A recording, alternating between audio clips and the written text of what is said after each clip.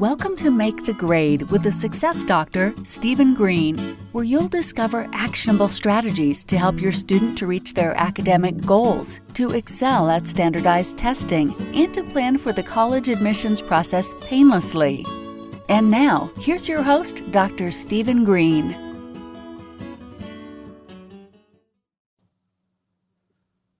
All right. This is a super duper mega special, unique Thursday, Education Live Thursday on Wednesday. Can you believe it? Why is this the case? My special guest today, Hallie Steinberg. Hallie was actually on the Thursday night Education Live event, and we had minor technical difficulties. So I think it is so important for everybody out there to hear her message, understand what's going on.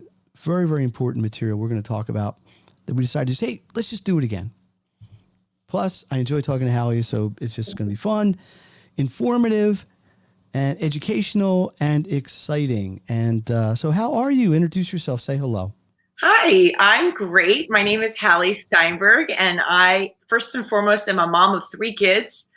And I'm also a special ed teacher and a certified health coach. So I have a lot of experience with children, working with children, and having my own children. I need a lot of applause for that. 3 children alone in this day and age, right? Well, speaking of 3 children, and correct me if I'm wrong, but I think all of them are school age, right? Yeah. So here's a unique, listen, you're not unique in this situation as an individual, but we have a very unique situation in the world this moment where most, not all, but most kids are home at virtual school. That may change certainly in the long run. So here's the challenge. A lot of parents are telling me, I'm trying to stay home, do my work. I got a 3rd grader, 7th grader, 9th grader. They're complaining. They won't sit still. They can't sit still for 7 straight hours. Who can blame them? Not everybody has the luxury of being able to just take off and essentially homeschool their kids. So what I want to get into right off the bat here is this whole virtual education thing has created some issues. It's not healthy, I can't think, to stare at a computer for 6.5 hours, right? No. People get up, they have candy, they're not eating as well. So let's just certified nutrition health coach, whatever, health coach. What's your advice here? Let's give some right off the bat, best practices, how to make the most of this situation, maybe in a nutritional sense, in a physical sense, in a healthy sense. Right. Absolutely. Well, I'm living it right now. I have 3 kids, as I said. I have a 4th grader, an 8th grader, and a 10th grader. So I've got one in elementary, middle, and high school. So I can see them and how they are in each grade, which is kind of interesting. I'm also working from home, doing virtual coaching sessions. So that's interesting as well. And as we speak, I hear my children outside the door and wandering around the house. So it's definitely a different world that we live in right now. What I'm finding with my own experience with my own children is that it's so much screen time, and it's very difficult, especially for some of the younger children, especially for those kids with some maybe attention issues or distractibility issues, or just kids that are active learners and are very energetic, which I happen to have. So I find what I am making sure that my kids are doing is taking breaks. And now, as they get older, they might fight you on that, but making sure that they get a moment or two to get outside, get some fresh air, get some sun. That vitamin D is so important. They're finding with COVID in general health, and we are vitamin D deficient typically as Americans. So get outside, get that sun, get some playtime in if you can. I always call it playtime, activity time, but get their bodies moving. They need a chance to get away from the screen and get in that mind-numbing, staring, eye strain, to really get outside, or even if it's a rainy day or too cold, play, but getting their bodies moving. We need to make sure that they're getting their activity. And we know, especially as a special ed teacher, we know activity helps, especially those kids with distractibility or attention issues, getting them to get their bodies moving, and then to focus on a task really makes a huge difference. Let's start with the positive. Okay. Great. I mean, you obviously mentioned getting moving, right? Mhm. Are there some specific, maybe dietary recommendations? Maybe, I mean, I guess the obvious ones are eat apples instead of candy bars or fruit, but let's see if we can make a little checklist. Okay. So we got one side on the good shoulder, right? The angel is going to say, here's the things you should be doing. So Yep. let's hear them first. And then we'll say, what really are you saying as a health coach people should avoid? Okay. So first half, positive half, what do people want to make sure they're doing just to ensure maybe even their attention, just Yeah, their ability. absolutely. So where do you start with this? So I would say first off to make sure that your kids get a good, we call it brainy breakfast. So a breakfast that has complex carbs, healthy fats, and some lean proteins. You don't want to just only simple carb breakfast, some of the sugary cereals, because what happens is their insulin, their blood sugars will spike, and then they'll be irritable, hungry, won't be able to focus as well. So you want a really good basis for your morning. So like oatmeal with apples in it or something. Oatmeals with some nuts, possibly, Okay. tree nuts, or, depending on if they have allergies or not, of course, or even a bowl of cereal, but just keep an eye on that sugar content for the cereal.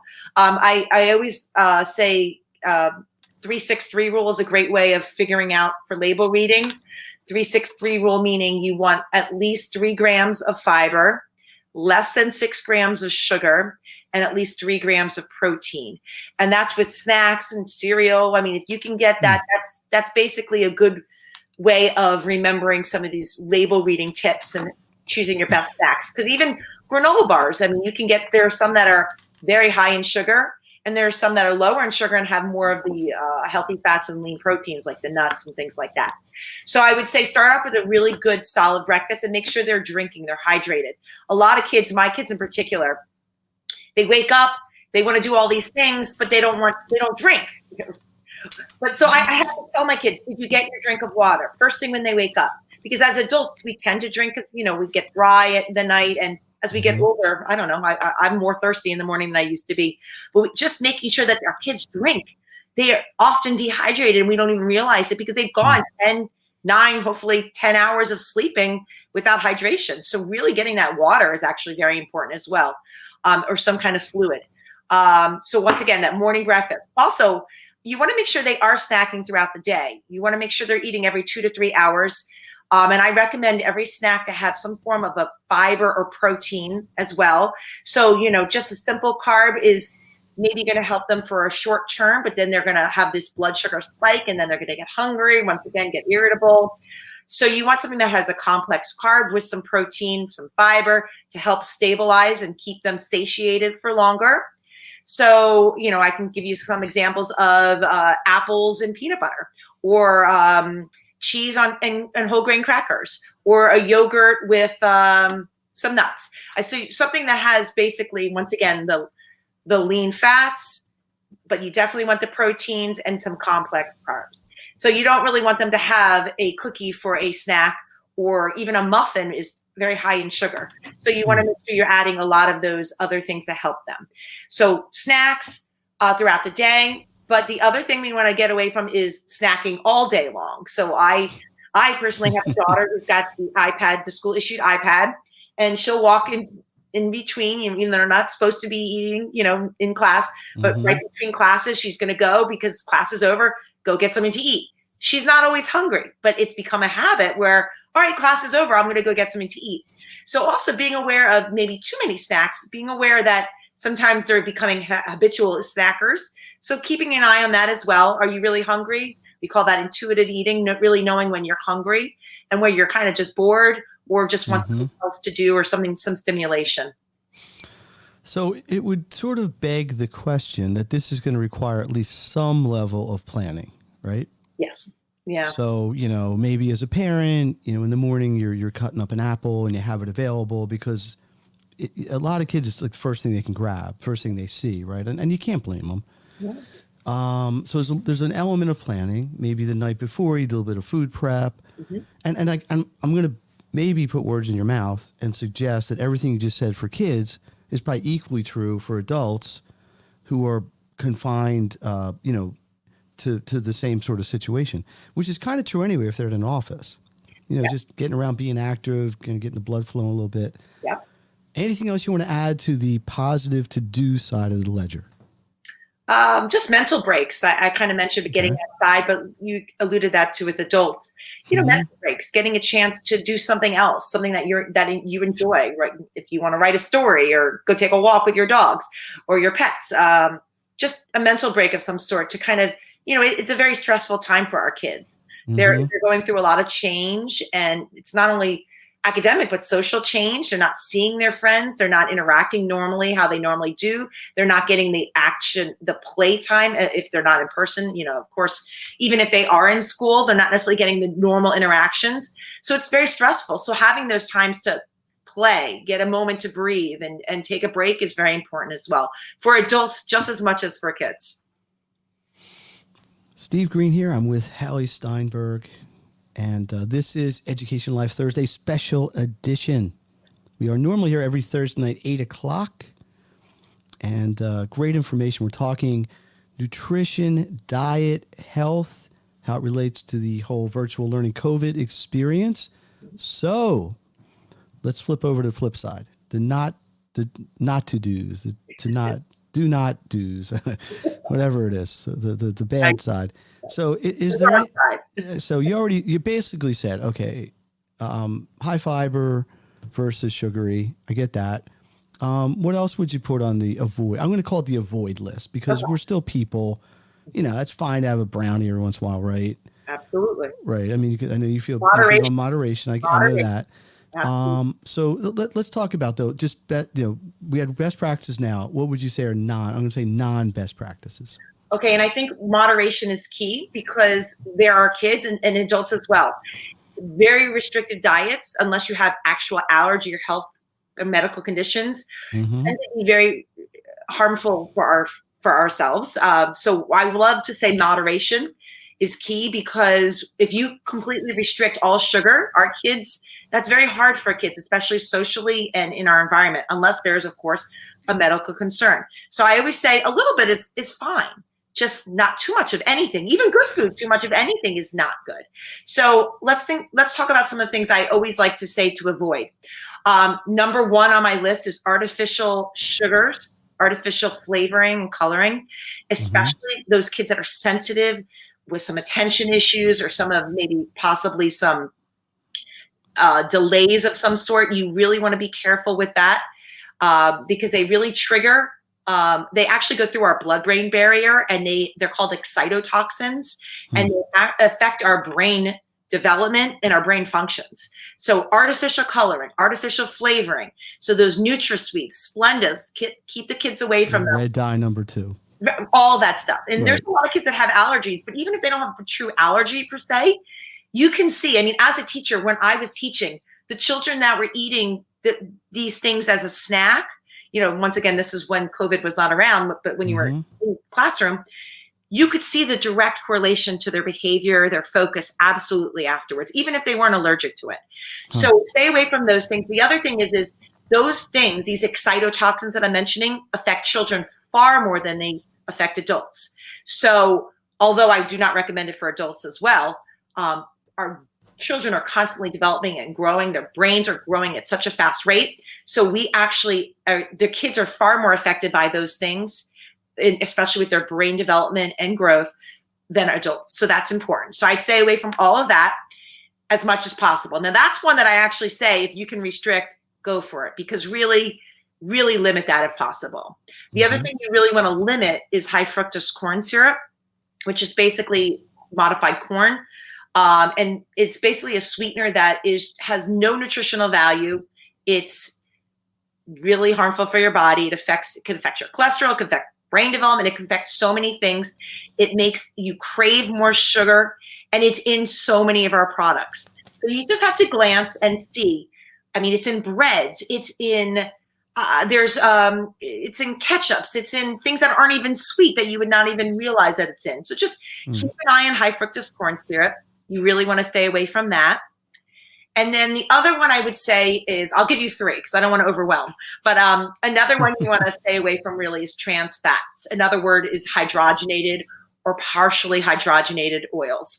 And basically what it is it's a monosaturated oil or fat that they add hydrogen atom to make it shelf stable. So basically, if you look at Crisco or like shortening, that's an example, a perfect example of trans fat.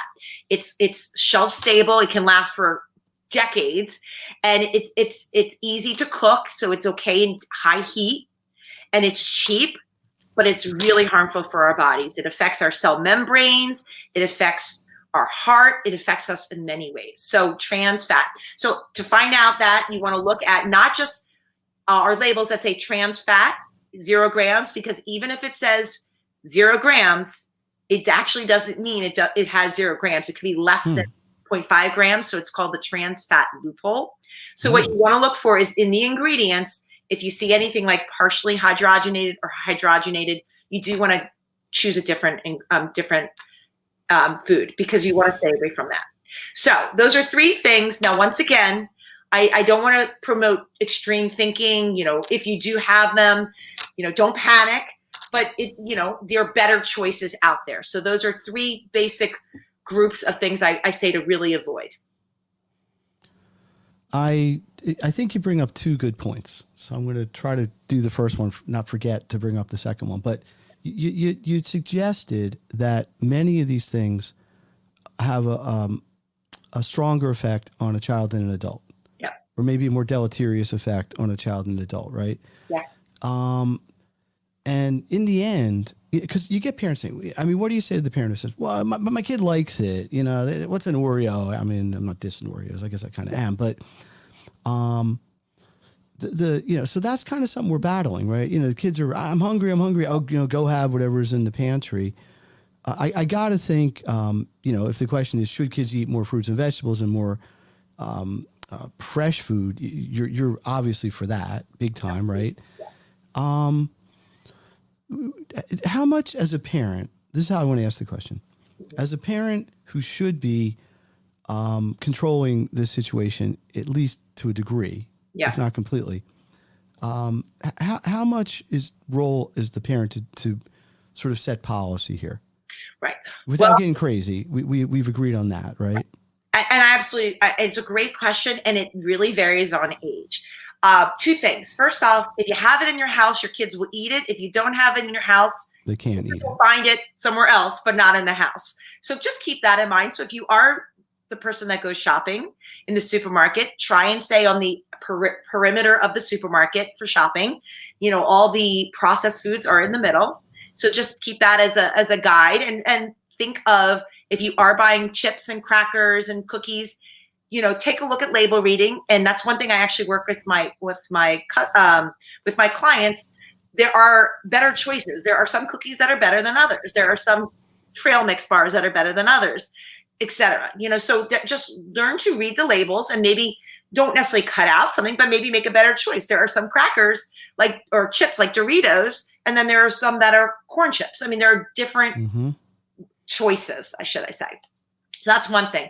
And if you buy it because the kids like it, they are going to eat it. But if you don't buy it, they'll get it. They will still get it. They'll go to a friend's house, Right.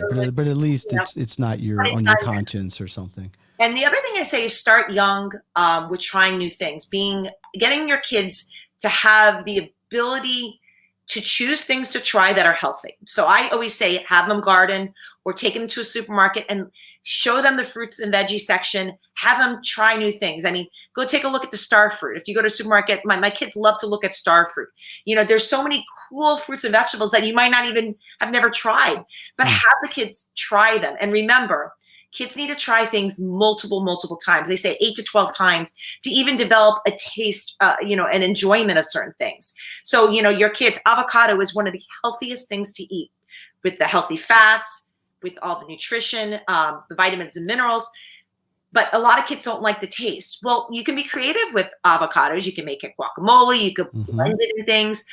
But keep having them try, even if they don't like it. Just have them try a taste here and there. And I also want to address the issue of the power issue with food. And you really do want to be careful with that, especially as children get older. When your kids are younger, elementary age, you have a little bit more say in what they're eating, especially when they're young.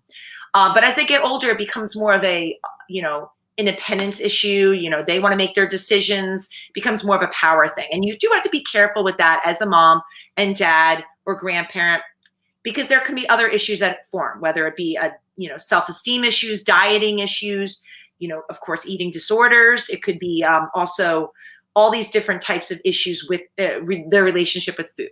So I always say, you have a little bit more leeway with younger children, but as they get older, I mean, I have a middle and high schooler. I have set the foundations of what healthy eating looks like with them.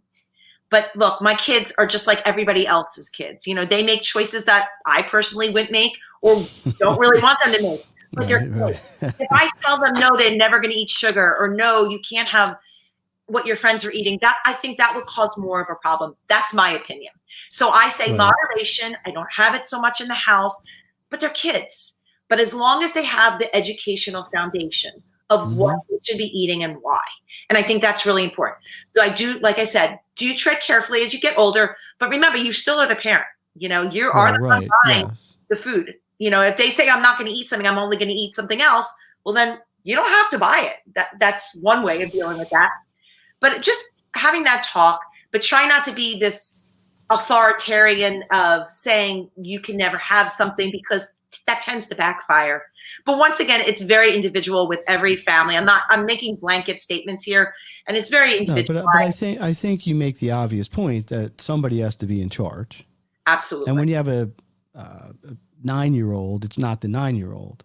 No. You have a 17-year-old, we get it. It's parallel in the sense of what I do is in the academic side. So what we do is, we help kids beginning whenever, and once they get done high school, as a parent sending a kid off to college, at least in a normal year, you're saying, hey, I hope the kid's got the skill set now. Yeah. You're not going to teach it to them the last week of their senior year, any more than you're going to develop their habits dietarily or nutritionally.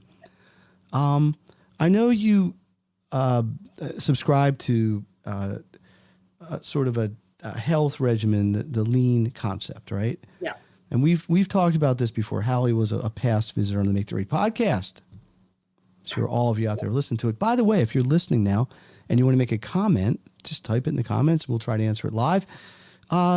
Give us a quick overview of, I know it's an acronym. Yeah. LEAN. Tell us what they all stand for, what they mean, how we can use them to our best advantage. So LEAN, the acronym stands for L, lifestyle, E, exercise, A, attitude, and N, nutrition.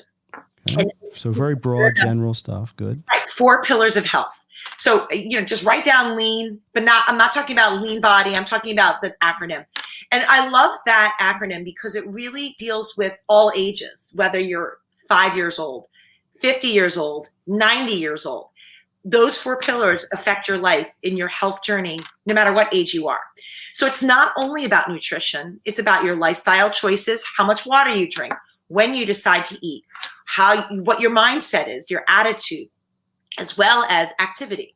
So it's all these things that make a healthy life. And I think it's so important to understand that it's a journey, that there is no perfect healthy life. We as humans will not be able to live that. There's temptation. There's our society with our foods. We do the best we can. And I really strive to tell people, especially with people that I work with, that we look at that LEAN acronym as a guide, and that every day we can make these small changes to make improvement or improvements to our health. But it can be incremental changes. It can be small changes, but these things really do make a difference. And we call it the IRHA. Accountants or insurance people or financial advisors will talk about the IRA, which is your individual retirement account. As a money thing. This is like your health bank. Your IRA, individual retirement health account. And what you do, you're always investing in that. What you do now, you're investing for the good or for the bad. So what you're doing now, whatever age you are, will affect you in the future. So following those 4 principles and finding small changes to make a difference really will help you with your long health span and lifespan.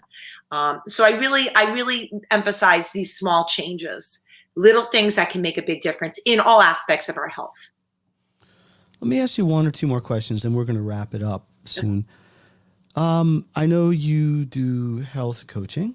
Yeah. So can you briefly maybe just describe what that might be like for someone. So I guess now you're on Zoom or whatever, but is it like recommendations for diet? Is it recommendations for health? I mean, I'm sure it varies person to person, but what benefit would somebody get, or what problem could be addressed / solved by somebody engaging and working with you? Great question. So it is very different for each person, but because I work with children, I work with adults, I work with pregnant ladies, I work with a whole lot of different types of people. But I think what I always focus on is where the person is and what they want to change. And I help basically coach them to do that. I am their guide. I educate, but I'm their guide to help them make those small changes.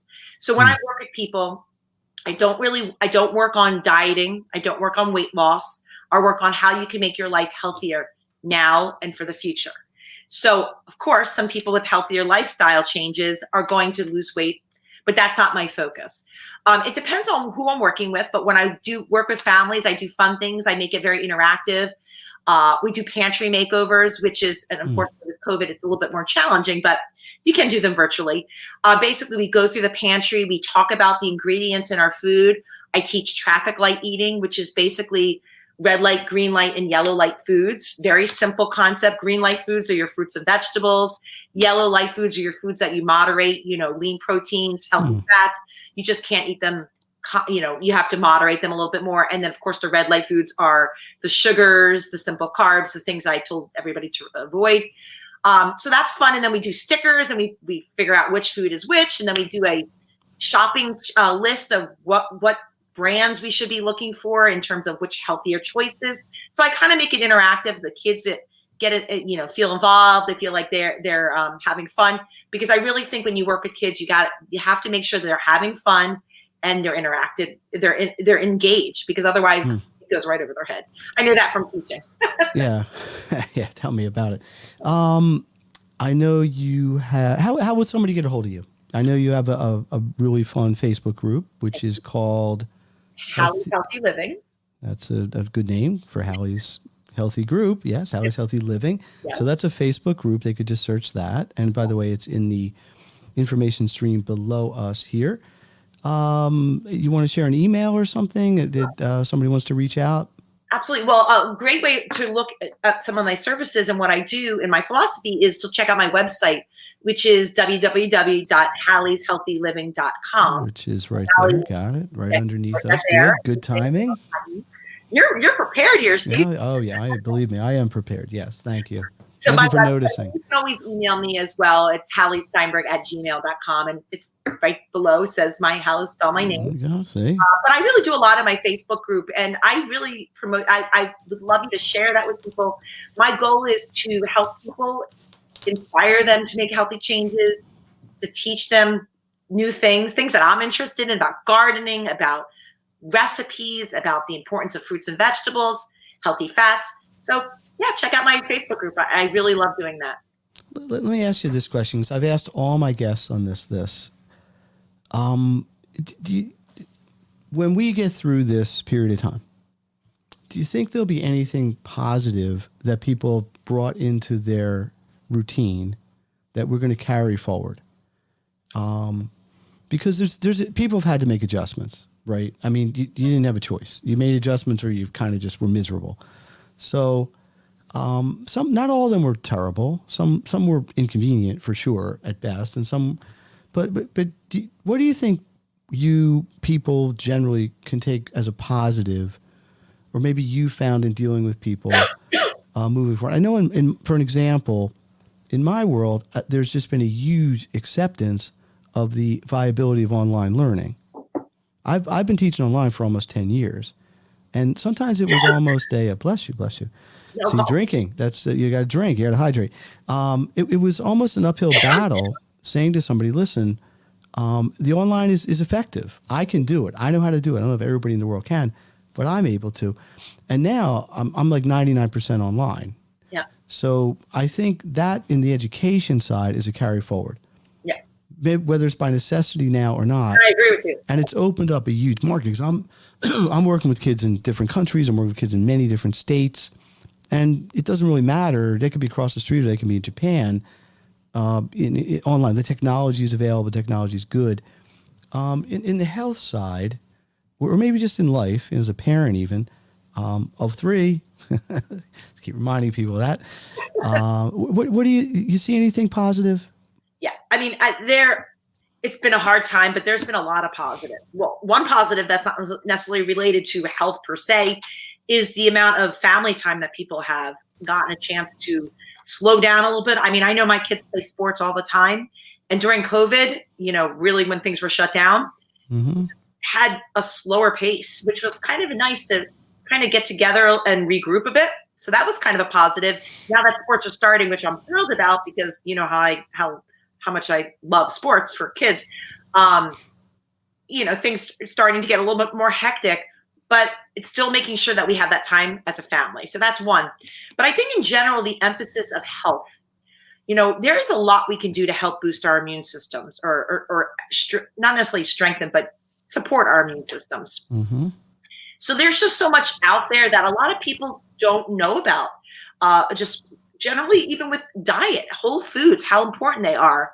Apple a day keeps the doctor away. Well, there you go.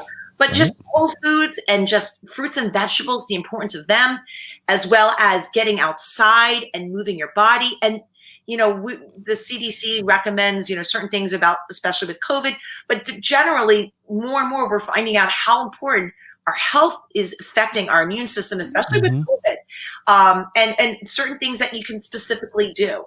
And once again, these small changes can make a difference. So how do you support your immune system? What do I need to do? And I'm not talking about, taking supplements up the wazoo.